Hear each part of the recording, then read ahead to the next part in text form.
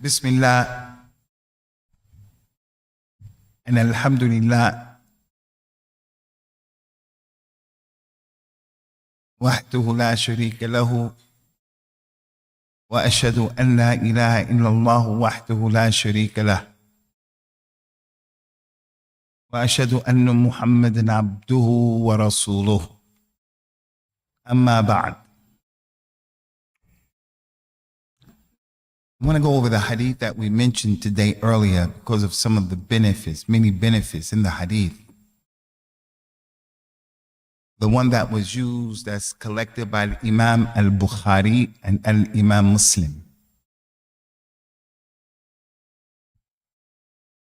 Anas ibn Mubarak said, we were traveling with the Nabi sallallahu alaihi wasallam, and it was extremely hot when we were traveling with him.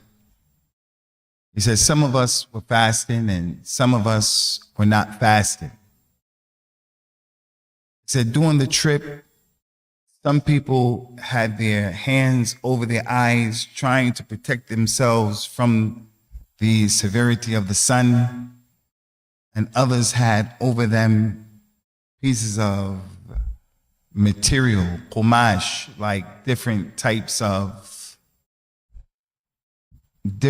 material, just to be between them and the sun. It was so hot. And then suddenly the suwam, those people who were fasting, they started to fall out and they started to faint. And they found a lot of difficulty in continuing the trip because it was just so hot. And if anyone has been in the Arabian desert, you will realize that the heat of Florida is not like the heat of the desert, because here is tropical. And although it gets really, really hot and it can be uncomfortable, it's that moist hot. But the desert is the heat like the oven. It's very dry. You can barely breathe, and it is hot. It is hot. So they were dealing with that when they were traveling, and the companions used to have to deal with that quite often. May Allah be pleased with them. Which is from the reasons why, Sa'id, we as Muslims have to always respect and honor and appreciate those companions. Just like our parents, people who do things for us. And when our children make us upset because they're not measuring up and they're not doing what we feel they should be doing in terms of making us happy, you still should remember that your parents, our parents, did a lot for us. So just as they never cut you off, they never gave up on you, we can't give up on our children and cut them off. And that's why putting someone's parent in an old folks' home, although I don't say that's haram, because maybe you are not able to take care of your parent. It's just too much for you. It's possible. So I don't say that that's haram, but I think we should think 1,000 times before putting our parents away in an old folks' home. How would one of us have felt had our parents aborted us, gave us up for adoption, didn't take care of us? So when we were young and unable and incapable, they looked out for us. So be patient. Be patient with your parents. So on this particular journey, those people who were fasting started to fall out. And then the ones who were not fasting, they went to take care of them. They started to shield them from the sun. They started fanning some of them. They were giving them water to drink, dates and stuff to break their fast. And Imam al-Bukhari was a jurist, a faqih from the fuqaha of al-Islam. He was just not a muhaddith. And from where you see his fiqh in the hadith is the way he entitled the chapters of his book. He would put one hadith in multiple places because he would be getting benefit from the hadith, and he would put that in different places. And that is a fact that the muhaddithun of al-Islam, they're the fuqaha of this religion. They are the fuqaha. So this kalam that this sheikh is just a muhaddith, but he doesn't understand the fiqh, that's kalam farih. That's kalam farih. The fiqh in al-Islam comes from the istinbat that the ulama of al-hadith make from those ahadith and from the Quran. As for the faqih, who doesn't know any hadith, and he's just like, he just answers based upon what he memorized from the madhab. May Allah reward him, because in that is some good, but it's not like the muhaddith who understood the essence of what that hadith was saying. So Al-Imam al-Bukhari, one of the places he put this hadith is the chapter of the hukum of breaking your fast while traveling, if there's benefit in that. The hukum of breaking your fast or not fasting while traveling, if there's benefit in not fasting. And it's clear we got that from those companions who were not fasting. They benefited the people who were fasting, but they had to break their fast. I want to pull some benefits from this hadith that I think are important, especially in light of the fact this is what we dealt with today. And it, inshallah, will be an encouragement for all of us, especially for the younger brothers, to really realize we have to do our best to see the bigger picture. And not just what's in front of your nose, but the bigger picture. And always try to optimize the benefit. Get the most out of your efforts, the most out of what you're doing, the most out of your sadaqah, the most out of it. So the best or the first benefit we want to bring is, listen to this benefit. This hadith shows us that breaking your fast or not fasting, it is better and it is more virtuous. It's more rewards than the one who is fasting. If by not fasting, you're going to give maslahah to people. You're going to be benefit to others. So this one individual who's fasting, that is good. And all of those hadith and ayat about the verses of fasting, it applies to him.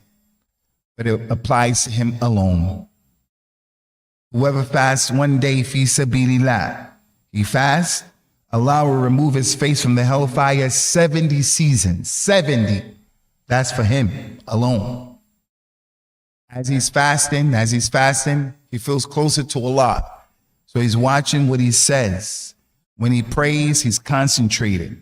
He's not making ghibah, and that's beneficial. But that's only for him. That's only for him. But the one who is not fasting, and he's moving around, and he's serving him, and serving you, and taking care of him, he's better than that person. Because the hadith said the best of you is the one who brings benefit to others. So no doubt what he did is beneficial, but it's for him. The more benefit you can bring to more people, you're better.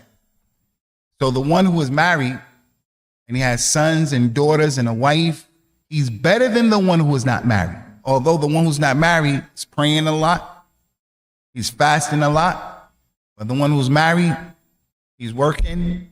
Everybody who's eating from his efforts, everyone who's eating and benefiting, he gets all of that reward. Rewards that I'm not going to get too deep into that, because we have some younger people in there.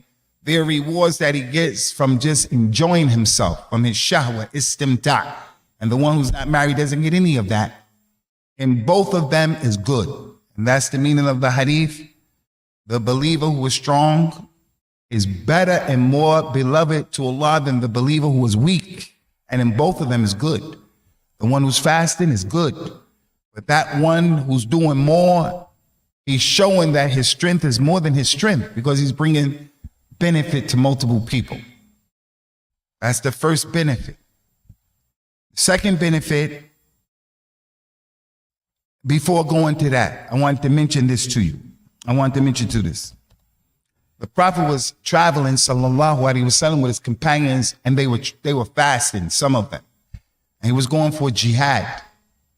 He told those people, whoever is fasting, break your fast. No fasting today. Because they needed to be strong to deal with the enemy. So if they were fasting, by the time they met the enemy is going to meet up with you and link up with you and catch up to you. You're not going to be the strongest version of yourself. Although you have taqwa and you're in the state of, ibad and all that stuff. You're in the state of taqwa. But whether you like it or not, if you're fasting, it's going to take away and zap your energy. So he used to tell people, don't fast now. Everybody break your fast. Why? Because we need that strength to deal with the people. We need that strength. And for that reason, there was a scholar, I mentioned his name quite a few times here. If there was ever a scholar, you brothers should go back and read about him. This is him. His name is Abdullah ibn Mubarak. Abdullah ibn Mubarak had his own madhab, like Al-Imam Ahmed in them. He was a muhaddith, not just a muhaddith. He was Amirul Mu'mineen in Hadith. Abdullah ibn Mubarak was on another level. He was not a regular scholar. Abdullah ibn Mubarak, he had money, he was rich. Told you this before. Whenever he went for Hajj, he took everybody with him from the students. Students, they ain't got no money. He took everybody with him from his students so that they wouldn't miss learning Hadith and learning the religion from him.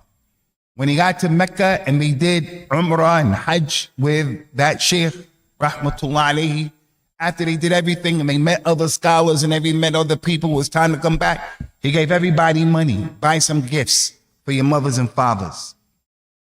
Abdullah ibn Mubarak was a mujahid. Whenever there was the call of jihad, Abdullah ibn Mubarak closed up that book, and Abdullah ibn Mubarak was not just a mujahid, he was one of those people who was encouraging the Muslim. He wrote the first and one of the best books of jihad. I can't tell you enough about Abdullah ibn Mubarak. You got to go back and you got to read about him. He had a contemporary who has some really good statements in the Minhaj al-Salafi. A lot positive statements about the hukam and how we are with the leaders.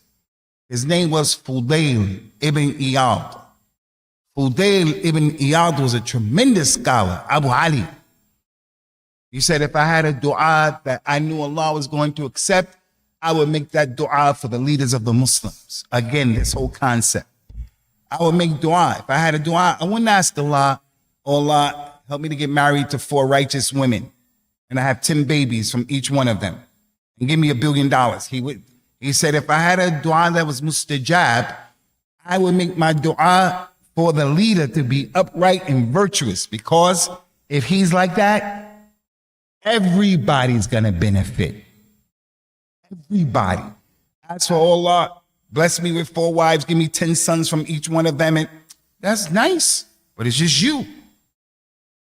So look, Abdullah ibn Mubarak used to go to jihad, and Al-Fudail ibn Iyad, he had the laqab, the nickname, they called him Abid al-Haramain, the one who used to worship in Mecca and Medina. He lived in Mecca, and then he lived in Medina, and he wouldn't miss prayers in the 2 Haramain. He wouldn't miss prayer in Jama'at, because he was a Zahid, Fudail ibn Iyad. Anyway, you got to go back and read this poetry. The first line of the poetry, Abdullah ibn Mubarak said to Al-Fudail ibn Iyad, Ya Abid al-Haramain, law absartana la'alimta annaka fil ibadati tal'abu. And he said some other things, well-known lines of poetry. He was advising him. This line said to him, he said, hey you, Al-Fudail ibn Iyad, you're virtuous. You're the one who worships in the 2 harams. He said, but if you could have seen us while we out here in jihad, the jihad of Islam, not the fasad, not that stuff, the real jihad, the time, place, this theology right now. I'm not telling anybody to go do anything. Unfortunately, we have to clarify that during these days so people don't come and misconstrue our words. He said, if you can only see what you're doing compared to what we're doing, you will see that your worship, you're just playing around. He wasn't minimizing what he was doing. Salah in Mecca, 100,000, he making 100,000 every day, 5 times a day. In Medina, 1,000. He's not minimizing that, but that is benefiting you. What we're doing and spreading al-Islam and living in these thagarat of al-Islam, that's Imam Abdullah ibn Mubarak. You guys have to go back and read this man's history, especially the one that's in Sir al-Alam al-Nubala by Imam al-Dhahabi. So that's the first benefit of this hadith. Those people who were fasting needed the help of the people who were not fasting. So the people, as the Prophet says, sallallahu alaihi wasallam, they ran off with the reward. They got more rewards than you because they helped more people than you. Nothing wrong with fast, but you always have to remember, what about helping others? So I was in the office today talking to a brother. Abu Anas came in and the brothers were sitting there. No problem. Abu Anas made the adhan. Abu Anas got the table. Abu Anas, he did things as an older person that is benefiting more than some of us. I'm not putting anybody down. I'm just saying we have to be people who say to ourselves, especially as younger people, I can't let that older person beat me to things, especially when it comes to physicality. I have to serve the food. I have to pass out the pizza. I have to go to the thing to get the water. I have to do this and I have to do that. It is an aib, a big aib, for the younger people to sit down and to be served by older people. It's not okay. Not okay. I don't say it's haram, but it's not okay. There's something not wrong. There's something not right with the picture. As younger people, myself included, we can't let the older people in our masjid, men or women, beat us to doing things in the masjid. They're the ones who should be sitting down. They're the ones who should be served. The second benefit of this hadith, some were fasting and others were not fasting, and the ones who were not fasting help the ones who were fasting. It shows that in al-Islam there is virtues in doing the Khidmah for the ikhwan. I'm going to say the word, you repeat it. I say the first word, Khidmah, and I'm going to point to you, say it, Khidmah. Good job. I like that. I like that. Khidmah. Khidmah means to serve. To serve.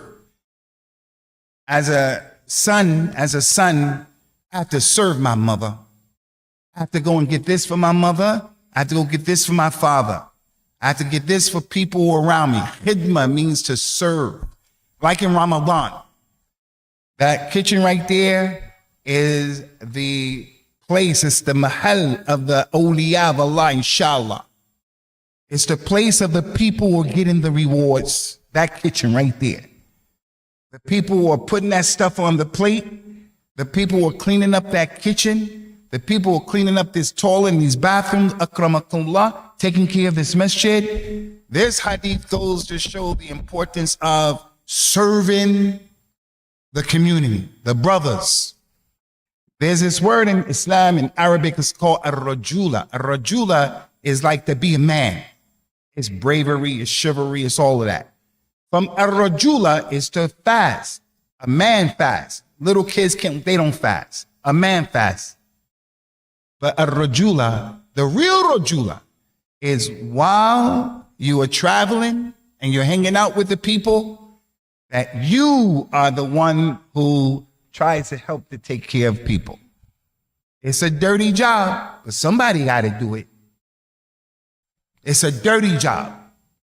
I know some people who all they ever do is just sit back and they expect people to give them the khidmah.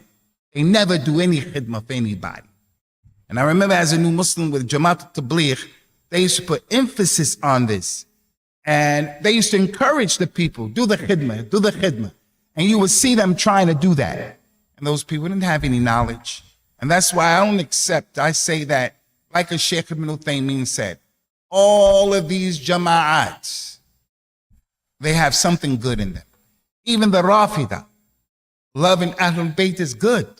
And they are out of their minds what they do. There is no single jama'at, not Salafi or other than that. They have everything. It's not true. Salafi is the truth. It's the truth. But Salafis don't have all of the answers, brother.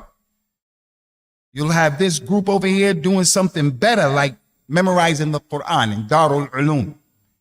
Darul Ulum. Those people are, what do you call them people? The Obandis. From the Asha'ir, Maturidis, and the Aqidah. But they memorize that Quran. They memorize that. If anybody should memorize the Quran, it's As-Sunnah, so on.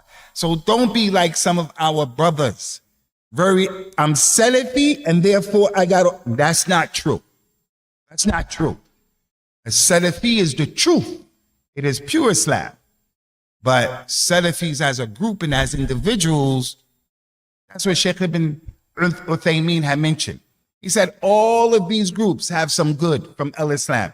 And the closest one to the truth is the Salafis. But Salafis as a group don't have all the answers. They're not the best examples. So anyway, this hadith shows how the companions were showing us that the best of the people are those who give the khidmah to the Muslims. Listen to this. The Prophet sallallahu alaihi wasallam traveled, he performed Hajj. Everybody came out with him in the Arabian Peninsula. They followed him to Hajj and they were watching him. He did all of that in Hajj. And then when he was coming back, one of the companions, his name was Az-Zubayr ibn Awam. He's one of 10 people promised Jannah, Rasulullah's cousin. His wife is Asma, the daughter of Abu Bakr as-Siddiq. His wife was pregnant. When they were coming back, his wife started to feel she has to have the baby. She got to give the baby. She has to deliver the baby. The father of that soon-to-come baby wanted to go with Rasulullah and keep traveling to Al-Medina to watch and to see. Rasulullah said, no, no. Go back and stay with your wife while she has that baby. He left the wife with his servant and with a servant girl. You take care of my wife, whatever she needs. He said, no, that's your wife. Don't put her on anybody else's shoulder in this situation. You take care of your wife. And that man stayed and he gave up getting knowledge directly from Rasulullah sallallahu alaihi wasallam to take care of his main priority,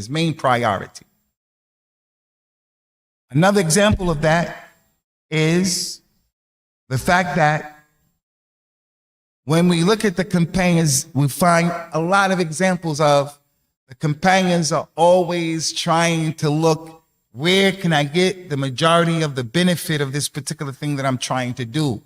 Not just that the benefit is just going to be on me. We're going to come back to that and give you some inshallah. Number 3, and it's in tune with what we've been mentioning, and that is every time an action that you can do, that we do, any action that we do, if that action, we can cause it to hit other people benefit from it, then that's where the most reward is in that thing. Some actions are only for you, like fasting, it's only for you. And there's nothing like fasting. Fasting is for Allah and Allah is going to reward it. It's only for you. It's only for you. But any time the man can do an action and other people benefit from that action, this is how you get more rewards in the religion. Prophet Muhammad told our mother Aisha when she was performing Hajj, sallallahu alaihi wasallam, and Allah be pleased with her, he said, verily, you will be rewarded comparable to how difficult the thing is.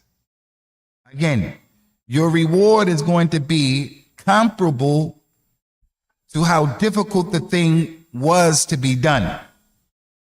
إن لك من الأجر على قدر نصبك.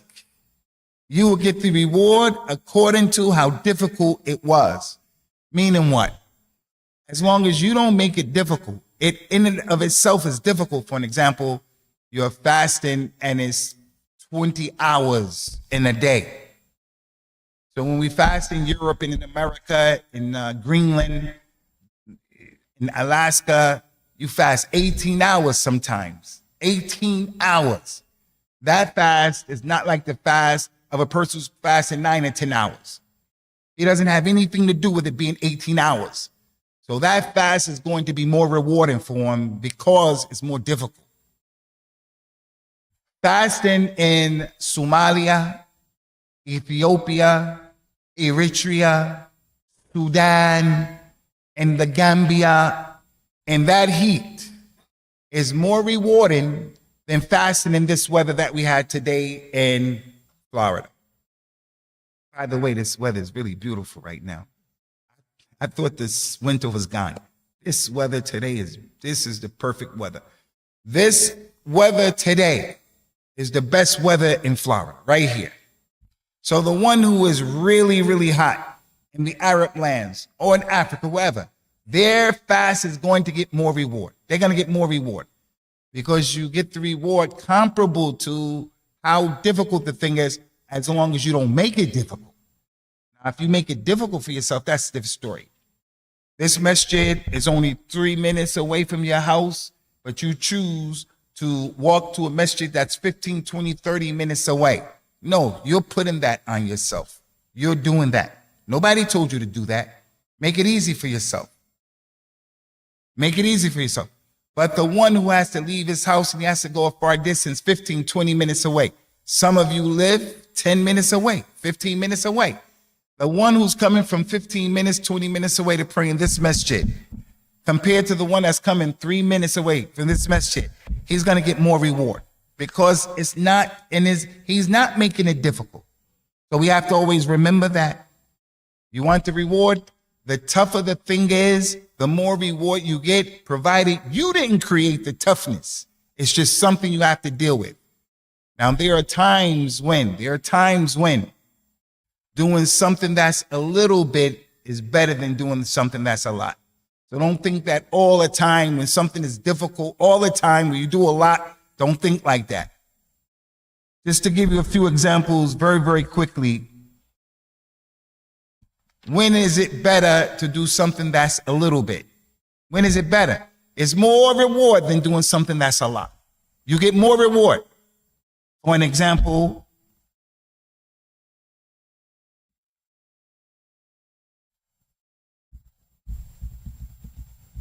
we're traveling right now. We're traveling. And it's time for Salat al-Dhuhr or Asr, Maghrib, Isha. Is it better for the Imam to read a long surah or a short surah? I'm asking you. Why is it better? Because we're traveling, man. We're already going to combine. We're already going to shorten. So what are you going to lead us in a salat and a long surah now? What are you going to do that for?